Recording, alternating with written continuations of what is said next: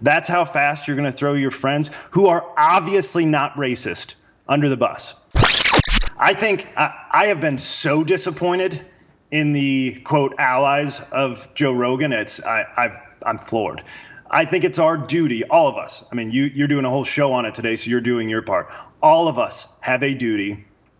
If we want to live in a society where we are not defined by our worst moments, we have to come to the defense of good people who are in the crosshairs of the woke mob. So Rogan has spent all of his time here. You know how many millionaires this guy has made getting people who just wrote a book to come on his podcast? It goes out to 11 million people. Suddenly they're a New York Times bestseller. Andrew Yang is a guy that came out. He was running for president, polling at nothing, and comes on Rogan's show, and now everybody knows Andrew Yang's name. He's far more popular after going on Joe Rogan's show. So Andrew Yang comes out and he says, he tweets out, quote, "I don't think Joe Rogan is a racist. The man interacts with and works with black people literally all the time." Reasonable take, you'd think to yourself. Most of us who have a working brain would continue scrolling through Twitter and say that makes some sense.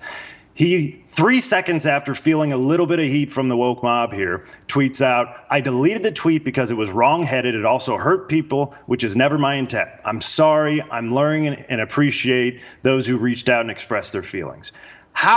Is there a time where you can show us you're a coward in a shorter period of time than what Andrew Yang just did? The Rock did the same thing. The Rock came out after the first, quote, apology from Joe Rogan. He said, "Great stuff, brother.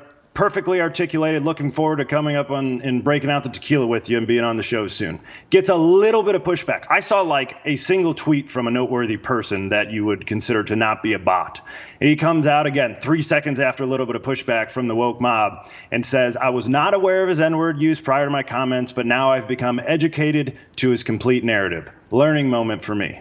That's how fast you're going to throw your friends who are obviously not racist under the bus. And so we're surrounded by cowards. There's one guy that has come out. He had a Facebook post, and everyone should go read it. His name's David Goggins. I think you and probably everybody else has heard of him. Former Navy SEAL, went through SEAL training 3 times, broke his whatever the first couple times, went back a third time just so he could be a SEAL. Wasn't even interested in being a SEAL. He was just interested in doing difficult things. Then he became an Army Ranger. Now he runs ultra marathons by himself, 100 miles. And so one of the toughest people, perhaps the toughest person on the face of the planet, wrote a Facebook post yesterday that I could not admire anymore. He said, quote, "I've been attacked by a few people for being friends with Joe Rogan as of late. Funny, you must have me mistaken for somebody that actually gives an F about your opinion." And he went on to say, basically, "Hey, listen, I don't approve of what he said, but all you judging mother effers, take some time to think about what would happen to you if all the skeletons in your closet were put on display and everyone saw them. Perhaps you might think again before rushing to judgment." That is a guy with some courage. We already knew he was tough, but he in his post talked about, "Look, I don't have sponsors. I got nobody that's taking money from me. Keep listening to me or don't. I don't care. I'm just telling you what I think. And in America, that's what we need to be doing."